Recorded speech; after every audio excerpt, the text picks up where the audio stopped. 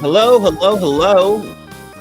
Welcome to Kernels of Truth, brought to you by Progress Kentucky. We got a big show for you this week. Thank you so much for joining us.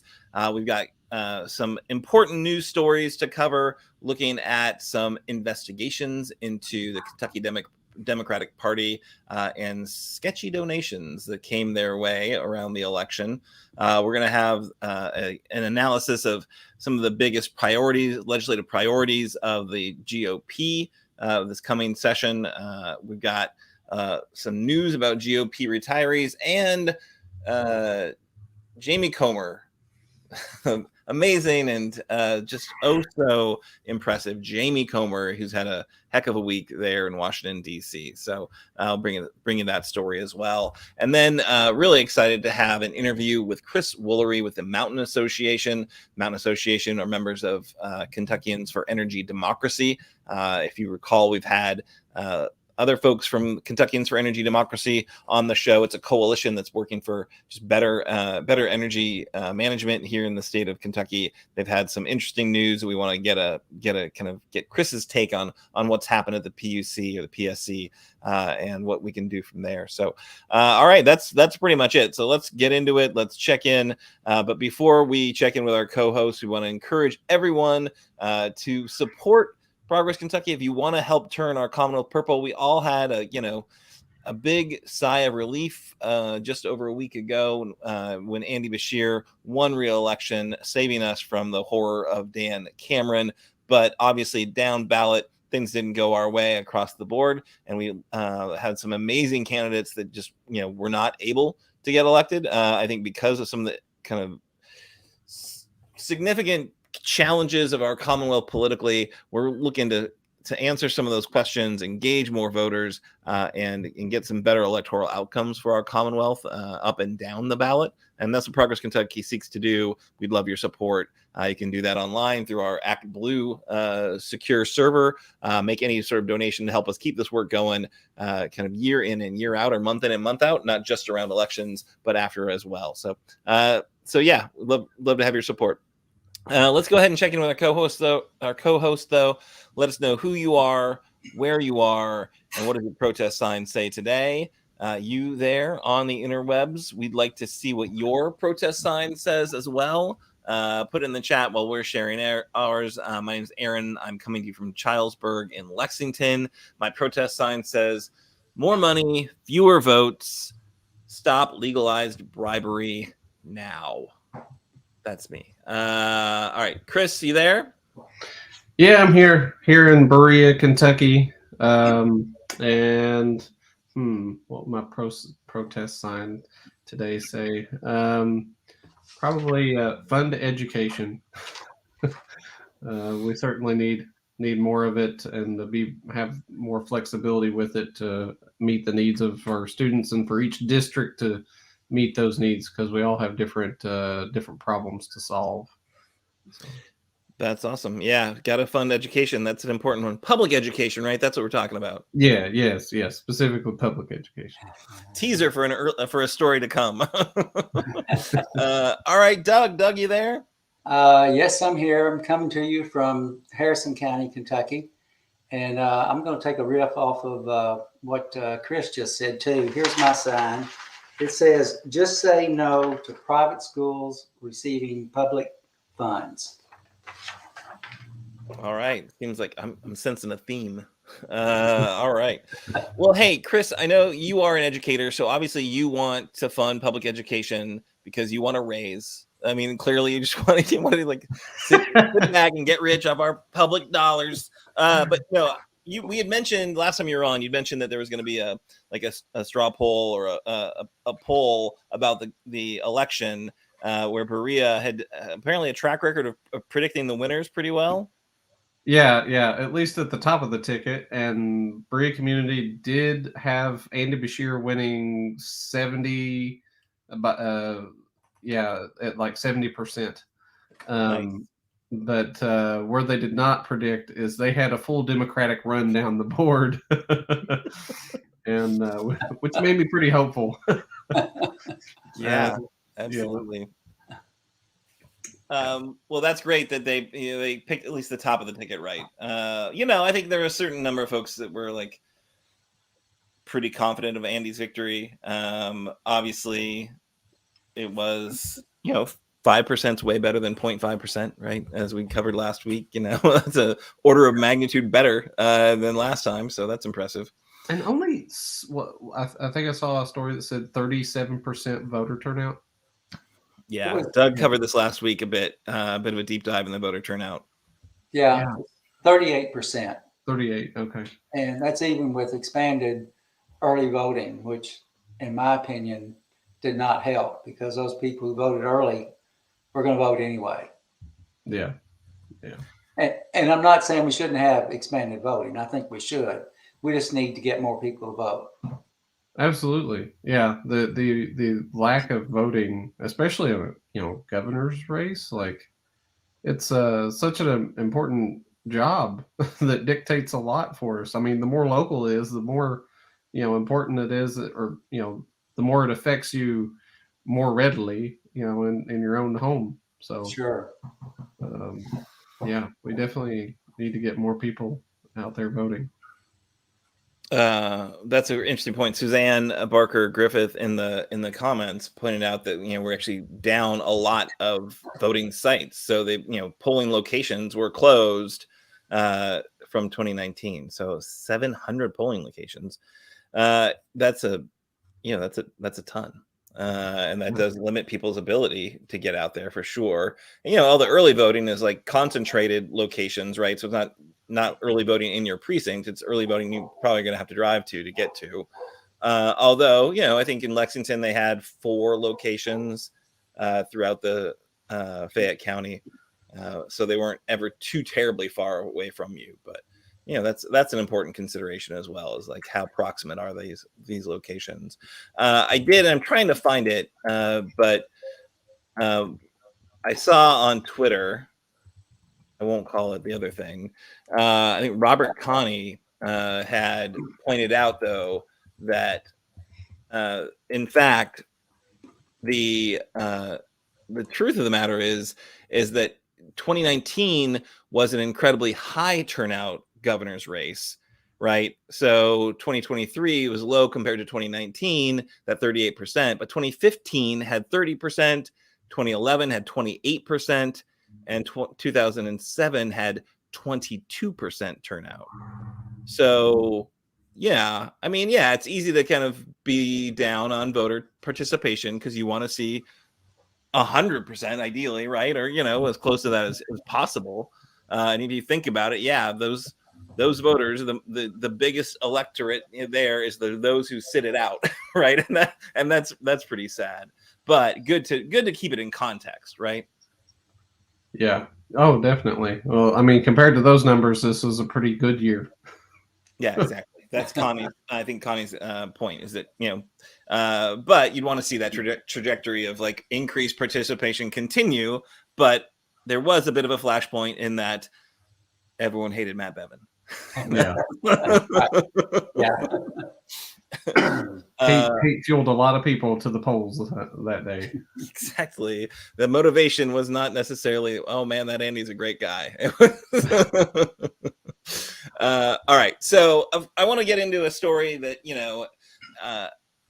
is important. Let's get into news of the week. We've got a few stories queued up. We've got a lot we want to cover this show, but I want to just point out that, there's a big concern right now, and we're seeing that the Kentucky Registry of Election Finance, CREF, has mailed notice of an investigation to London Mayor Randall Weddle due to very shady contributions that he made to the Bashir campaign, to the Kentucky Democratic Party, which actually this was coming to us from the Kentucky Lantern, who first flagged those contributions on April 17th.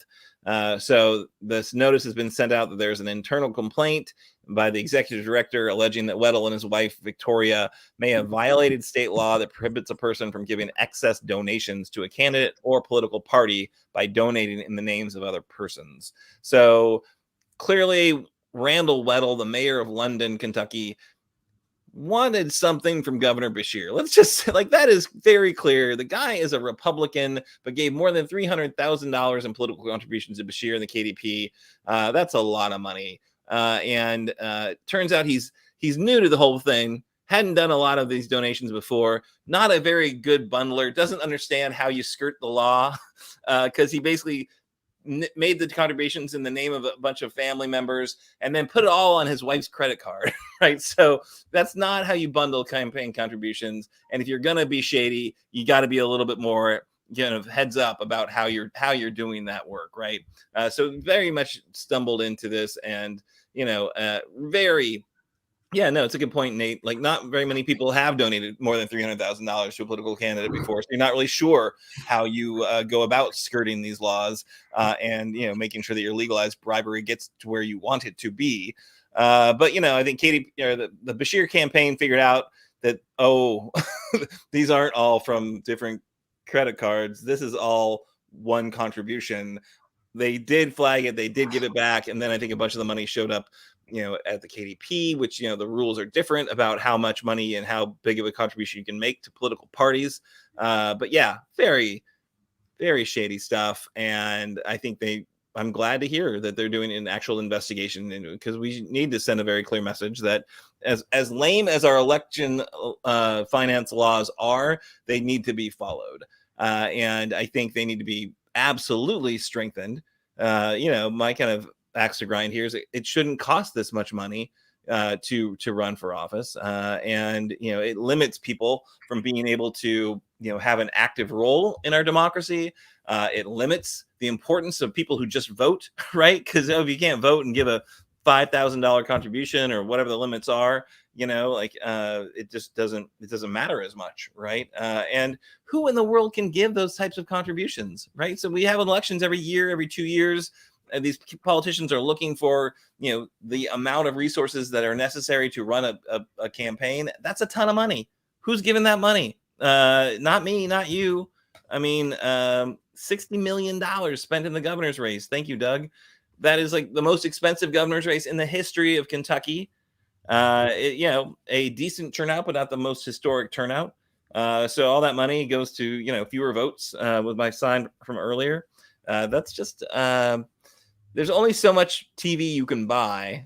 There's only so many field organizers you can hire. What I really do appreciate is that the Beshear campaign hired a ton of field organizers, and that stuff I think is smart investments. It got the Hadley commercial out everywhere, which I think is really important as well to kind of frame up this issue, a really important issue of abortion and how Dan Cameron, is a radical on that issue. But at a certain point, there's like diminishing returns on more attack ads. And how much work does that scary voiceover guy need, really? But Chris or Doug, what do you think about this issue and this story? Yeah, with all the attack ads, like every Dan Cameron ad that I saw was completely just against Beshear. It didn't really state anything that he was for. It was purely, I'm against this guy and whatever he says or wants. And fortunately for us, that was not an effective strategy, because Andy's done a really good job of being kind and compassionate and running things well through a crazy crisis. I mean, I really think that the early days of COVID, when so many people were tuning in to his, daily announcements about what was going on, really helped him and pulled some people together and be like, okay, this guy's really trying hard and doing what he can and informing people about things. And so, like we had a teacher group that would sit down together and virtually and watch it and just talk to one another through it. I called it like Andy Hour or something for a while. It was really nice. Oh yeah, no, I don't think it meant that no one's gonna buy the attack ads, right? Like no one's like, you're saying this stuff, but we all remember, we all have firsthand experience of like the guy, and we know that what you're telling us about him is total garbage. But yeah, go ahead, Doug. Yeah, I have a couple of comments. First of all, how many of us on the show or watching the show live or recorded have a $300,000 limit on a credit card. The other comment that I want to make, you know, when everybody talked about the election, they were talking about two candidates. And you know who they are. They were Andy and they were Cameron. Andy is Andy. Andy is the guy we like. Cameron, nobody called him Daniel. He was just Cameron. He was the other guy. So, you know, Andy is our guy. Yep, that's a good point. All right, so we should get moving. We are going to keep an eye on this Weddle investigation story. That's for sure. We're going to bring it back to you. Just because it involves politicians we like and parties that we tend to vote for does not mean we are not going to pay attention to this, just to be clear. But I think the next story comes to us from Doug, is my guess. Yes, you're right. Fantastic. Great. I want to talk about constitutional amendments. That's going to be a thing that's going to be talked about a lot in the upcoming General Assembly session. They're likely to propose an amendment to our Kentucky Constitution in order to provide public funding for private schools. But why is this necessary? Our Constitution only allows for public funding to common schools. What is a common school? Here's a description in the Constitution in Section 183. The General Assembly shall, by appropriate legislation, provide for an efficient system of common schools throughout the state. Everyone agrees this definition only includes public schools.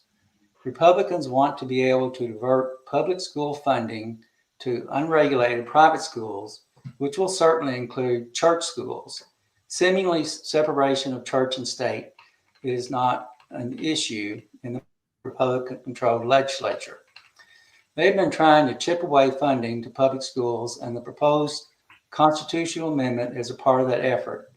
Given the supermajority, I expect this effort will be passed in the 2024 legislature and will be struck down by voters. Progress Kentucky will certainly be in, along with like-minded progressive orgs. Here's some background on the Kentucky Constitution. The current Constitution has been amended 43 times.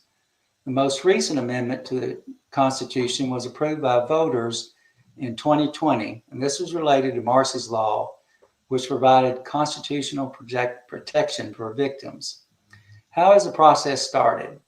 Amendments to our Constitution may be proposed in either House of the General Assembly at a regular session, and if approved by 3/5 majority of each house, the amendments shall be voted on in the following November. I think it's interesting that any constitutional amendments passed in the 2024 session will be voted on during the presidential election year, when the number of people who vote seemingly more than in just a simple governor's election. At a recent Kentucky Chamber of Commerce event, legislative leaders who were interviewed said that constitutional amendment allowing school choice initiatives to become law would likely pass. David Osborne, House Speaker, said, "Clearly the courts are sending us a message that the one sure way that we don't have to continue to have this conversation year after year on constitutionality is to amend the Constitution. You don't like the playing field, then just change it." I do think it'll be a priority, and I think that a large majority of our members support it, are in favor of it. Senator Damon Thayer, the majority floor leader, called such a constitutional amendment bill his number one priority.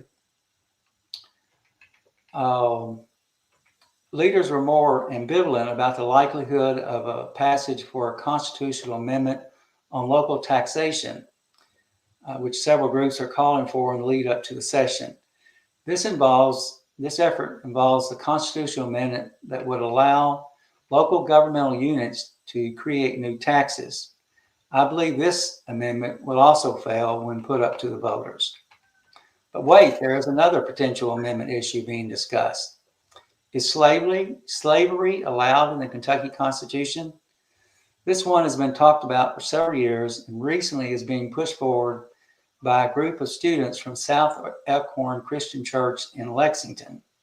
Section 25 of our Constitution states, slavery and involuntary servitude in this state are forbidden, except as a punishment for crime whereof the party shall have been duly convicted. Tennessee had similar language in their Constitution and changed theirs to state, slavery and involuntary servitude are forever prohibited. Nothing in this section shall prohibit an inmate from working when the inmate has been duly convicted of a crime. If the proposed amendment passes muster in the General Assembly, if it's even introduced, then I believe this is one that will be supported by the general public. Personally, I dread the upcoming General Assembly as there will be many divisive issues that will be brought forth, but you can count on Progress Kentucky to be on the front lines and reporting back to you on future kernels of truth. Back to you, Aaron. Yeah, thanks, Doug. That's an important deep dive there, and I think that's going to be an issue we're going to need to watch for sure. Is what they intend to bring in front of the public through these constitutional amendments. All right, so the next story I think we've got is I think Chris, are you going to do the Jamie Comer story? Yeah. But before I do that, I got a really interesting text yesterday asking me to take a Madison survey. And when I clicked on this Madison survey, it was all about asking me what language I would be most in favor of voting on related to taxation and changing the constitutional amendment here in Kentucky. I'm not sure why I was on the list to get that. I did not help them at all. I clicked unsure on all of it because I'm like, I know what you're going to do.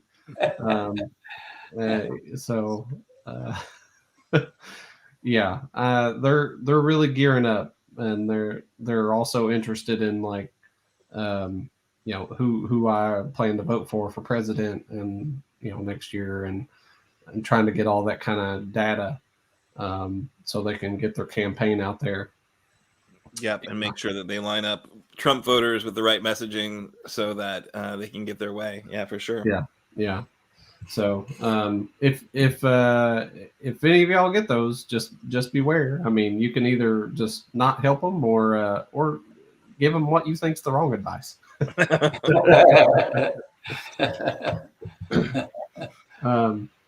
Speaking of wrong advice, I think Representative Jamie Comer has been getting some of that wrong advice.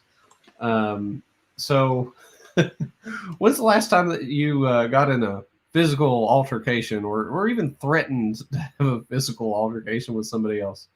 Probably around grade school. I think mine was like 6th or 7th grade, middle school. So would you have used Kentucky U.S. Representative James Comer's statement? Oh, yeah. Well, you look like a Smurf. Which he actually said to somebody. So these are words Comer hurled at Jared Moskowitz, a Democrat in Florida's 23rd congressional district. This happened when Moskowitz had the audacity to question Comer's situation involving loans to his brother, while Comer is so concerned about loans made from and to members of the Biden family. Who does that? I mean, Representative Comer has resided in Frankfort for over 11 years while being outside of the 1st Congressional District he represents until the most recent redistricting by the Republican controlled legislature. According to the Courier-Journal, Comer faces an ethics complaint filed by a Washington, D.C. based interest group. He is the chair of the U.S. House Oversight Committee and has been trying to assert that Hunter and Joe Biden are involved in nefarious dealings.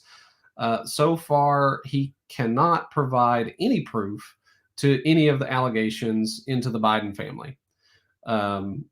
And recently, he has keyed a $200,000 loan involving members of the Biden family, insinuating that the transactions involved money from China, perhaps bribes, etc. But yet no real proof that anything was improper. Now, it has surfaced that Comer has involved in a family loan situation, and you can't make this up, involving $200,000 loan to a family member. Recommended reading is the Daily Cause article, where they describe in detail transactions related to Comer's father, who died without a will, and Comer's brother, land swaps, perhaps tax dodges in Tennessee. According to Daily Cause, Comer's deal involved not only a big payout, but multiple land swaps, shell companies, and requests for special tax breaks. Comer has also has his own Trump-style bank connection. While he sought a line of credit of up to $1 million, he found in a South Central bank, the same bank where Comer had been on the board of directors of for 12 years. Now, if all of this makes Comer look like a country mini Trump, that's probably a description that would make him proud. But it would also seem to make his family finances much more worthy of scrutiny than anything that's going on with the Biden family. We researched this House Congressional Financial Statement filing and found that he owns or shares ownership with others totaling over 1,200 acres in Tennessee and Kentucky, and has liabilities in the range of $1 million to $2 million. His liquid assets range from $65,000 to $150,000, including his farm and personal accounts. Daily Cause article noted that Comer's Farm Team Properties LLC was not current, so perhaps he should take care of that. According to Kentucky Secretary of State website, the entity was formed in January of 2017, and the last annual report was filed in August of 2021. Comer served as ag commissioner, ran against Bevin in 2015 primary, lost by 83 votes, and then ran for the seat vacated by Ed Whitfield, running for governor. So running for governor in 2027, we'll see, I guess. So that's all the Comer Smurf debacle, and trying to paint somebody else having problems when he's got his own. I just love that, like the whole glass houses thing, right? Like, maybe Jamie Comer, you should not be going down this line of questioning when you've got such, such clear exposure to similar shady financial shenanigans. I don't know that any of the Biden stuff is shady. What you just put together, Chris, sounds definitely more shady than what Comer's been able to tell, the story he's been able to tell about the Bidens. But yeah, for sure. What a joke. That guy is a joke. And yeah. I thought it was amazing that the amount, it was the same thing. I mean, that's just $200,000 loan to your brother, huh? Yeah, that's a problem. I don't know anything about a $200,000 loan to my brother. Oh wait, right. Outrageous. That's Kentucky's delegation. So proud. So proud. Yeah. Hey, so I think we have one more story, and then we're going to get to our interview. I think, Chris, you wanted to just note that we've got some folks getting out while the getting's good in Frankfort. Yeah, so Republican John Schickel is not going to go for re-election. So he came in 2008, and he decided that he doesn't think there should be career politicians, and so I guess making it 16 years is it 16? Is calling it quits before 20. As long as you ain't retiring at with 20 years, you're not a career politician. I've never had a job for 16 years. There's no job I've had that has lasted 16 years. Yeah, clearly. But, yeah, and he represents the northern Kentucky area, Boone County and whatnot. So yeah. Well, maybe that can be a pickup. maybe the Democrats can get up there, and I think Andy did okay up in that part of the state, but I need to look a little more closely. But yeah, get out, just get out, all ye Republicans. Not all Republicans. I'm sure some Republicans are great up there, but by and large, that 80-20 split does not make things easier for our governor. That's for sure. All right, so we're gonna move on. I think we're very excited to have on the show this week Chris Woolery. Chris is with the Mountain Association. Also coming to us, I think maybe from Berea. At least I've driven past the office for the Mountain Association in Berea, so I don't know that's the only office. I don't know that's where Chris is, but we apparently like to talk to Chris's from Berea tonight. But yeah, Chris, thanks so much for joining us. You are muted.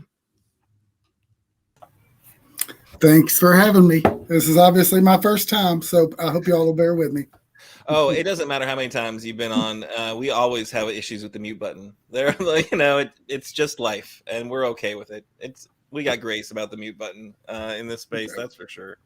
So Chris, tell us a little bit about the Mountain Association, about kind of what you guys are up to and what you do. We have actually, I think we had Carrie Ray on the show in the past, so a little familiar, but that's been a minute or a year or two. So some of our viewers might have missed that episode, and I myself might have forgotten some of the things that she said. I do remember being very impressed, though, if Carrie asks. Well, thanks for asking. Mountain Association is a community development financial institution. And so people often wonder, like, why does a lending institution, an economic development organization, have an energy team? And it's because our clean energy investments are saving money for hardworking Kentuckians and business owners, nonprofits, and local governments, and creating good jobs and economic development for our communities. As a CDFI, it's our job to try to help build a just transition, a fair transition to a post-coal economy across Eastern Kentucky that really works for every resident, not just some folks, and that works across decades, right? Not just has boom and bust cycles. And so it's interesting that a community development financial institution would have had an energy team, but we've actually had an energy team for more than a decade now. And that's because energy efficiency and rooftop solar are saving Eastern Kentuckians money, and they're our clients, and that's who we're working for. So just to give you a couple of examples, right? We've invested more than $4.5 million across Eastern Kentucky businesses and in residents through utility programs, right? And all of those investments are saving money for Kentuckians from day one. And so we just look at energy as just another form of technical assistance for our businesses, our nonprofits, and local government clients all across our service area, which is Appalachian Kentucky. That's awesome. Yeah, I mean, it's just smart, right? So, like, clearly, one of the biggest expenditures people have every month in and month out is their energy bill.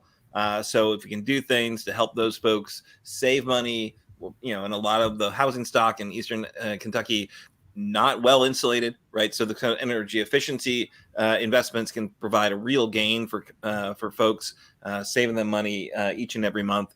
And then, rooftop solar is another great way to help save people money on their electricity bills, especially if there are programs to help cut the costs of rooftop solar. And a little bit about that. So through the bipartisan infrastructure law, the bill, and the Inflation Reduction Act, the IRA, Democrats in Congress and the Biden administration have passed the most significant investments in clean energy, really in a generation or ever. I know much of those investments were intended to support rural communities, and we're right now, actually today is 2 years after the passage of the bipartisan infrastructure law. We're about a year and a few months after the Inflation Reduction Act passage. Are your communities seeing some of those investments? What is it looking like out there? Sure. I mean, thanks for asking that question because, this is an example of the reason why we engage in energy policy work. Um, we also do different interventions, like we work on public service commission cases.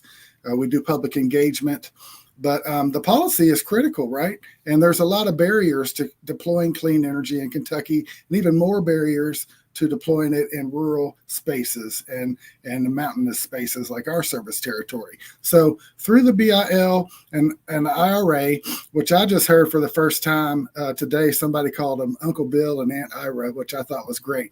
But Uncle Bill and Aunt Ira have just really given us the tools that have been missing in a lot of cases. So I'll give it just a couple examples, right? Businesses and individuals have been able to access a tax credit for clean energy for many years. But nonprofits, local governments, schools, and even rural electric co-ops, they couldn't access the same incentives, right, that their investor-owned utilities around the way were accessing to help their customers access clean energy. And so through the IRA, the Inflation Reduction Act, now they have a direct pay, which is in lieu of the tax credit that nonprofits can access. And so now, for instance, we're looking at potential for solar on schools across Eastern Kentucky, and they can get a check from the federal government for 30% of their investment right back. And so I'll also give a couple more examples of the money that's just pouring into Kentucky to develop the types of things that we need desperately. Clean energy and resiliency. So there's the Rural Energy for America's program, or the REAP program. We've worked for years to help our clients access REAP grants. Well, this year, there's been 96 projects proposed, and there will be a total of approximately $13 million in REAP grants deployed just in Kentucky. And then there are bigger programs that we fought for and helped win for rural electric cooperatives, like the PACE and the New Era programs. Again, those are focused directly on rural communities and their rural electric cooperative utilities. And we saw 73 projects proposed in Kentucky for a total of $4.5 billion. Now, that's the good news. The bad news is all those projects on the PACE and New Era won't get funded because across America, we've seen demand for those programs that's 500 to 600% more than the actual funding that's allocated so far. So that just gives you a hint, right, of the potential for the really impactful changes that could be at hand, that are at hand, and the potential for more. Yeah, I think it's pretty impressive, and I think the way they've kind of structured the laws, as you say, with that kind of direct pay option, so that rural energy cooperatives can get that money directly, as opposed to having to, so all these entities don't have a big tax burden, right? So the tax credit thing doesn't really work for them, but having that direct resources to dole out for their members really matters for tribal entities, rural energy cooperatives, state, local, territorial governments. All can kind of take advantage of that direct pay option to get resources they wouldn't have gotten otherwise. But cool stuff. Glad you guys are in it, and that's great to hear that so many communities are taking advantage of it, for sure. And Doug, I think you've got a question lined up. Yes, I do, Chris. We're happy you're here. You're a member of the Kentuckians for Energy Democracy Coalition, along with friend of the show, Lane Bodeman, and the Kentucky Conservation Council. The last time they were on, there was some organizing happening, urging the Public Service Commission to be more proactive about clean energy, shutting down coal plants, and rejecting a plan for a new fossil gas plant. What was the outcome of that effort? Well, thanks, Doug. Thanks for asking. I think you're referring to a couple different things. We have a campaign through Kentuckians for Energy Democracy, in which we're asking for some common sense reforms at the Public Service Commission. K4ED Kentuckians for Energy Democracy, or K4ED for short, is a coalition of place-based grassroots organizations, including Mountain Association, that's working to bring more accessible, more affordable, and more sustainable energy and more equitable access to those clean energy programs to Kentuckians across the state. And so the second part of your question was referring specifically to a proposal for shutting down coal plants and building gas plants. And I think that would be the Kentucky Utilities, LG&E Kentucky Utilities proposal that was just ruled on by our Public Service Commission literally the day before the election. And so that created some interesting political dynamics that we may or may not have time to get into. But in that case, right, the utilities came to the Public Service Commission and said, we want to shut down these coal plants because they're uneconomical, 4 different coal plants. We want to build 2 new gas plants because we think that's the best solution to meet the needs of our customers across Kentucky for decades into the future, right?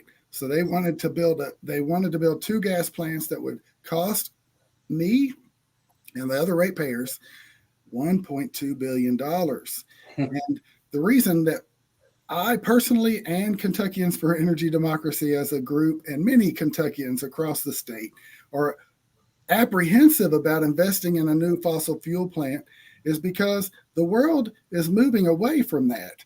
And we see a 40-year investment as a very high risk, very risky proposition. Who thinks that 30 years from today, that the best and most economical way to provide energy to Kentuckians will be to burn gas? Who thinks that will be the case 40 years from today?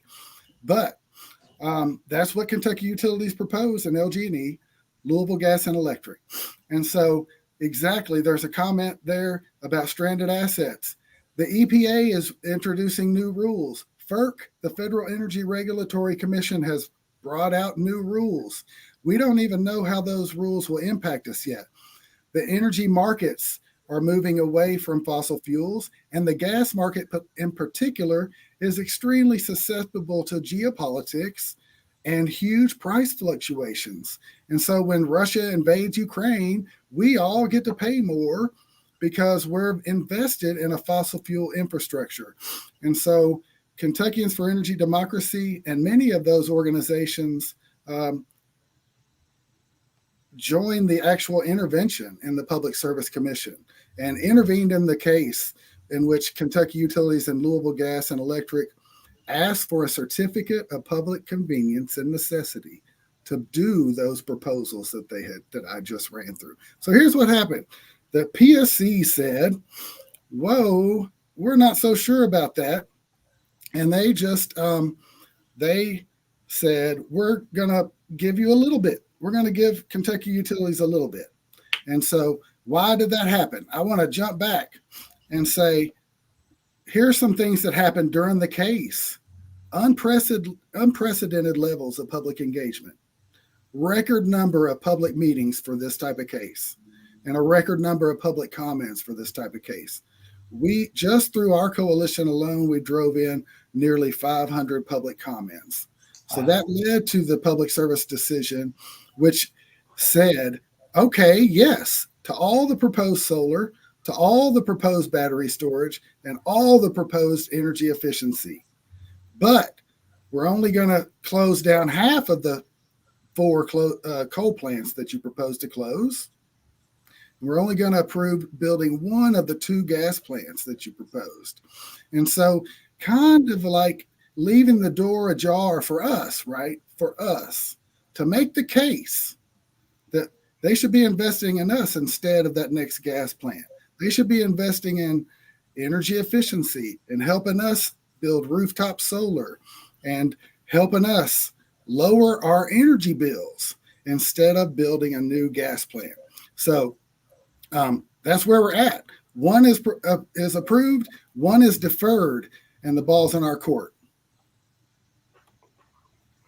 Let me ask a follow-up question to that you may not be able to answer. I think I read something recently where Robert Stivers is he's not happy with the Public Service Commission on that ruling, and I don't know if he's pandering to what his base is or whatever, but I don't know that there's anything that can the legislature restructure the Public Service Commission? Wonder how if that's going to be something they're going to look at. I think it's a really interesting question, and it's a good perspective to bring, right? The reason that Kentuckians for Energy Democracy decided as a coalition to focus on the Public Service Commission is because that's where we thought our best chance for winning is. We don't see much help for clean energy or for energy efficiency coming out of the legislature as it currently stands. You could say that's an opinion, but I believe that what happened last year with Senate Bill 4 proves that as a fact, right?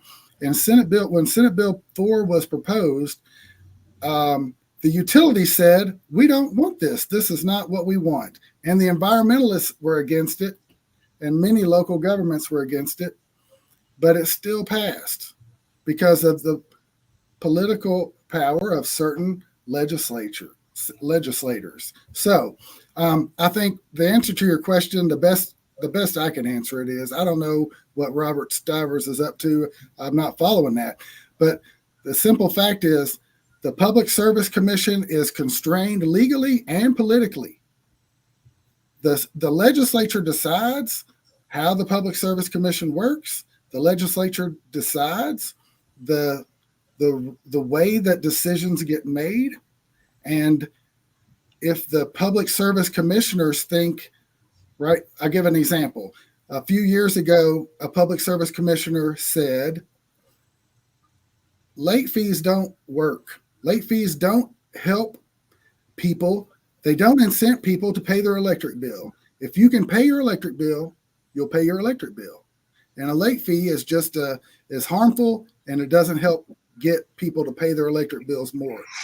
Well, after the Public Service Commission said that, the legislature took away their power to regulate late fees, right? So I guess what I'm saying is the legislature hasn't been a friend to clean energy. Lately, the current Attorney General didn't really advocate on behalf of residential Kentuckians in this case. They stood with the industrial utility customers. And so it's really on Kentuckians, advocates, and the Public Service Commission to give us the clean energy future that we want and deserve. Just a follow-up thought. We've talked about SB4 in the past, and I did a segment on it, and I don't have those numbers right in front of me, but the Crafts donated a lot of money to individual senators and representatives, and I think Robbie Mills, who ran with Cameron on the Republican ticket, was a primary sponsor of SB4.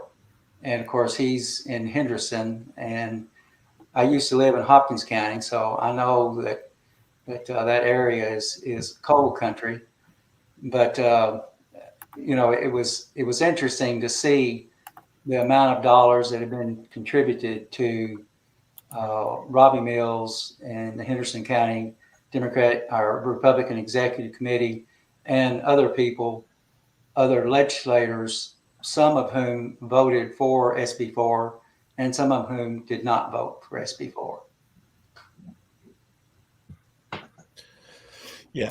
I don't know what to say to it. I really don't follow political contributions and such, but it was just astounding to me because I used to think that utilities ran the show, and it turns out that they were not running the show. Somebody else was. Good. Yeah. So I've got a question for you, Chris, and thanks for being on here. And so, if folks want to get behind you and help push for solar and better decisions by the utility companies, like how can we help you? I know like here in Berea, we're trying to stop East Kentucky Power Co-op from putting in a substation that would potentially go through our watershed, because we have some really good drinking water and I don't want it messed with. And I know that substation would also be linked to some of their coal burning power plants. And so it'd just be more coal burning power plant energy coming in. And so if we could alleviate some of the need for power with solar, that would be great. So how can we get behind you? How can regular folks help you? Thanks, Chris. I think Kentuckians, every Kentuckian is impacted by what happens in public service commissions and by the utilities, even if it's not your utility, right? Because it sets precedents. Utilities follow in line. The Public Service Commission follows its precedents. And so we're all downstream, right? And so we really are at an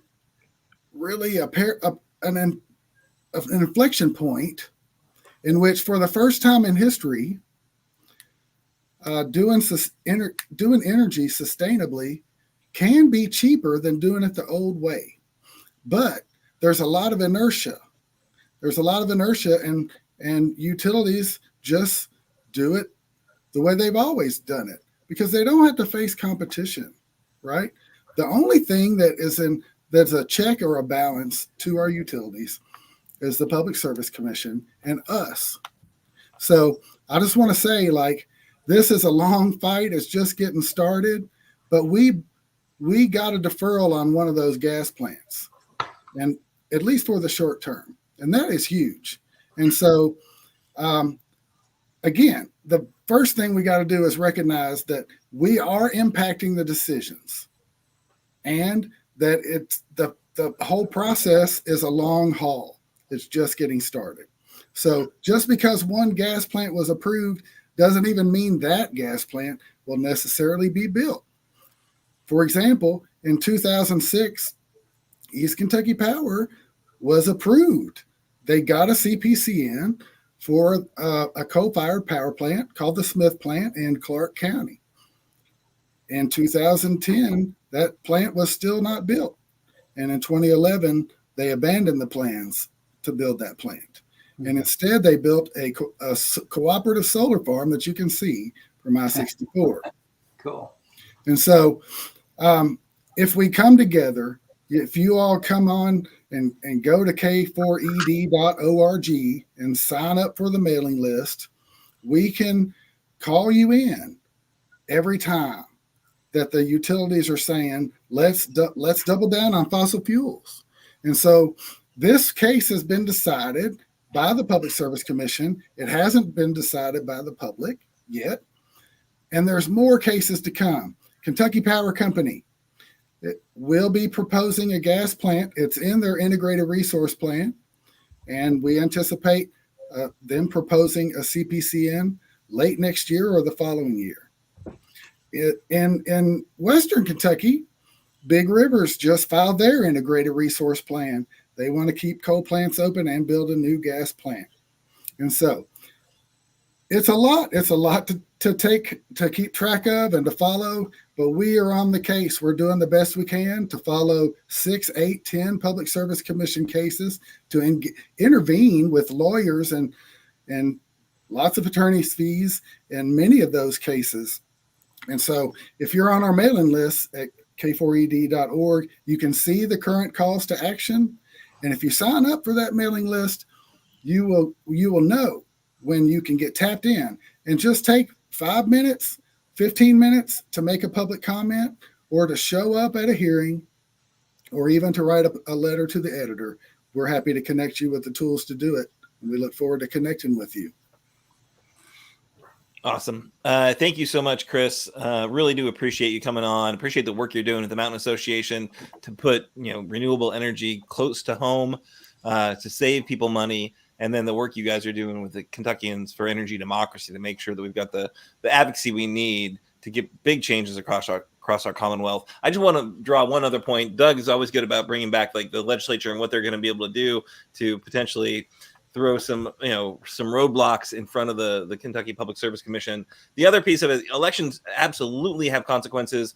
The way public service commissioners get appointed is through the governor. So it's up to the governor to kind of bring forward those names. What we have seen is that the legislature has, been slow to confirm them, and I think there was a point where they couldn't do business because they actually didn't have didn't have enough commissioners to actually make decisions. So it's a less than an ideal process, that adversarial process we've got right now, and we're going to be a broken record for the next year. It's like, if you want things to get better legislatively and through the PSC and through other kind of boards and commissions, it's really important you have the right legislature to support that those efforts.